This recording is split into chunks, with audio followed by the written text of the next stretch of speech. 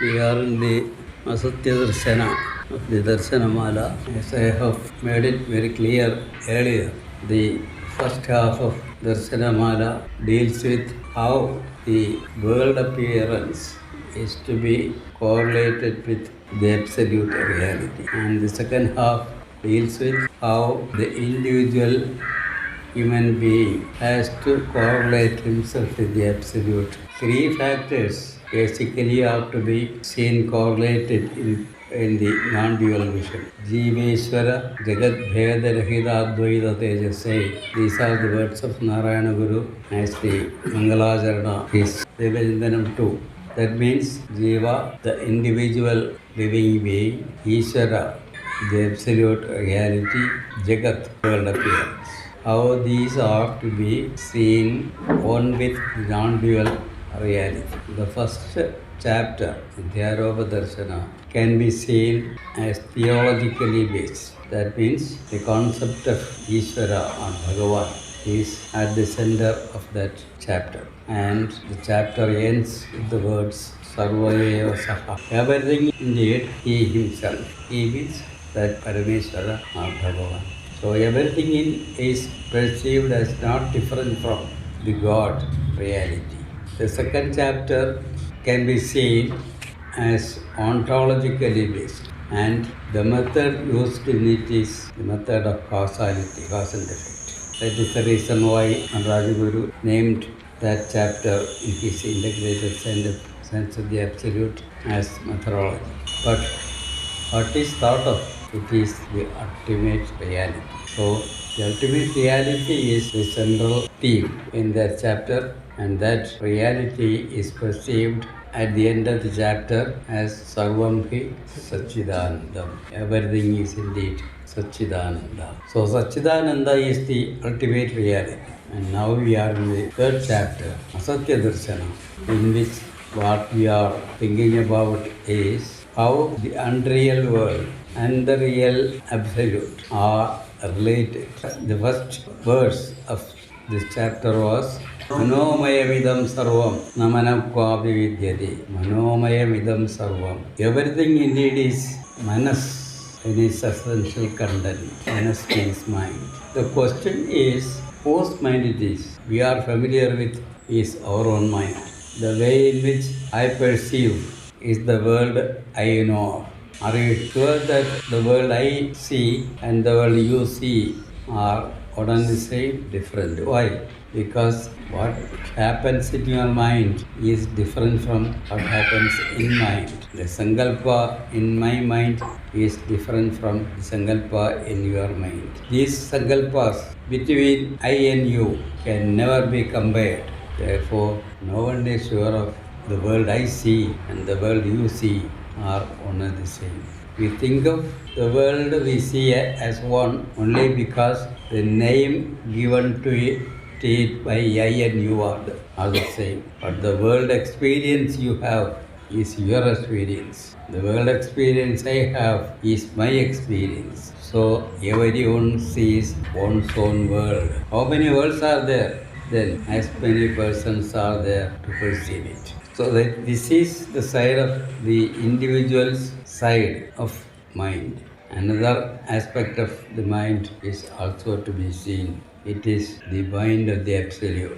In the Upanishads, you will see the statement, you can see it in many places in the Upanishads. So agalpayada bahusyam prajaye yati. So agalpayada means he had the sankalpa. Let me be born as many. How the one reality, absolute reality, became born as many apparent forms. It had the Sankalpa. That reality had the Sankalpa. So it is the Sankalpa of the absolute, of Brahman, that resulted in the appearance of the world. Where does it appear? In itself. So when we say Manomayam, we have to see both the sides, the universal side, Brahman side of mind. Brahman's mind becoming functional and have the Sankalpa of becoming many, and it became many.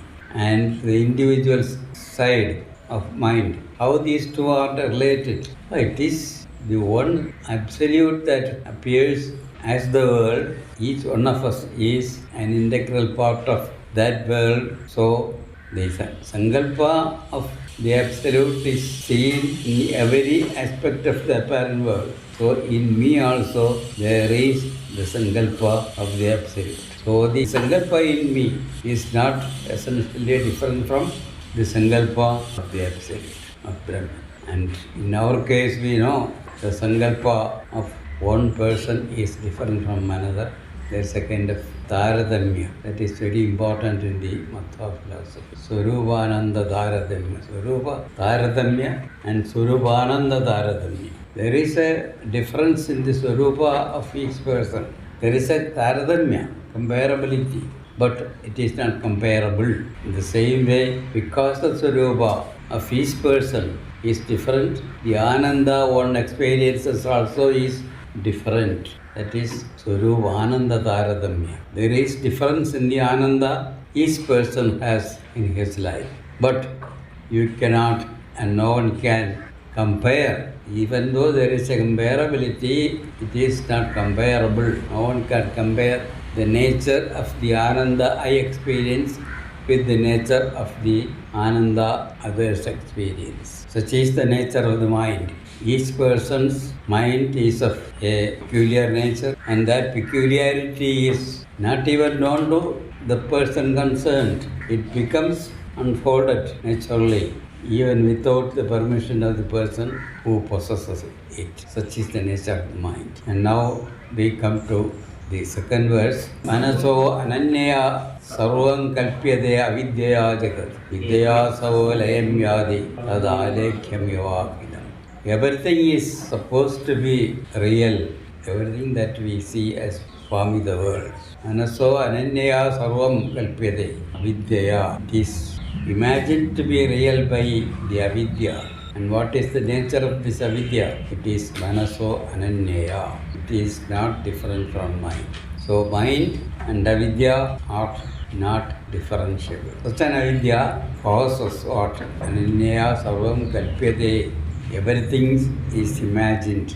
Everything is thought of as real.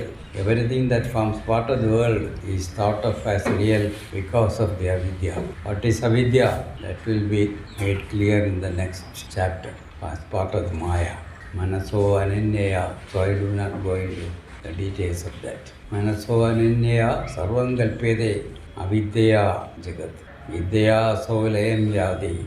This world appearance becomes totally dissolved when vidya appears. Vidya savolayam yadi. Then tadalekyam yavakilam. Then all it becomes dissolved. But does it disappear? No, it doesn't. The world doesn't disappear even when it is thought of as asatya or unreal. It continues to be real, continues to appear. Then how to understand this world appearance even when the world is fully convinced of as it is real? No, unreal. It continues to appear before us. Then how to explain it? It is only because of the vidya that you think of it as the world. When you see the tree there, you can see it as a tree. That is one perception. You can see it as Atma or Brahman appearing in that form. And we gave a name to it, Nama. To what? To that form. So Nama and Rupa. Someone else was talking about here Nama and Rupa. Who gave the name? Our own mind. Nama was created by our own mind, no one else's mind. And Rupa, from our own mind side, we give the name. Name is given to what? To the form that appears before us. Where is that form from? Oh, it emerged from the Absolute. So from the Absolute side, there arose before us a form. And from our own side, we gave it a name. Thus, the world is thought of as constituted of names and forms. So, the names come from the individual human mind, and form appears before us from the mind of the Absolute. So, kalpayata, bahusyam prajaye, like that. Many forms were born in the one reality. So, that happens in the Absolute reality.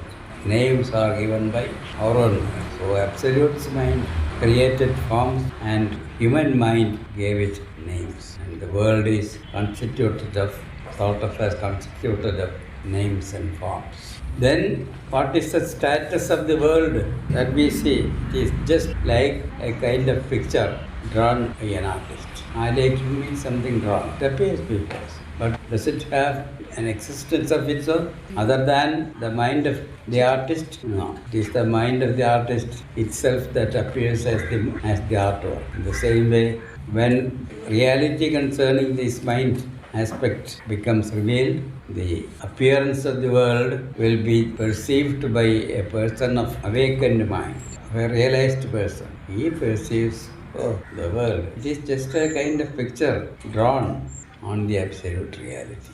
Where is it drawn? It is in the absolute. The picture that you have in your mind need not necessarily be the one that was made by the artist who made the picture. That is how the mysterious variety of mind functions. Vidrumbhade yattamaso bhirorika pisachavat tadidam jagrati swapnalokavat drishyate budhaihi. Vidrumbhade yattamaso bhirorika pisachavat. A person who is frightened by nature while sitting in darkness, he becomes frightened. In that frightened state, he perceives a ghost standing before him. Vidrumbhadeya tamaso bhirorika. In the same manner, an individual human being perceives this world as full of sufferings and he is afraid of it. He wants to get rid of it, and not getting rid of it by gaining wisdom, but by some other means. Then he will be going from one means of getting rid of this ghost, then he goes to a Jolsi astrologist, he tells him, as I goes when I was sitting there, then he will be prescribing a big ritual, and a long list will be prepared for performing the ritual, and things goes on like that. That is the world in which the frightened person is living. Vidrumbhade yattamaso. All this happens because of the darkness in which he is sitting. In the same way, people are here living in darkness. Which darkness is it?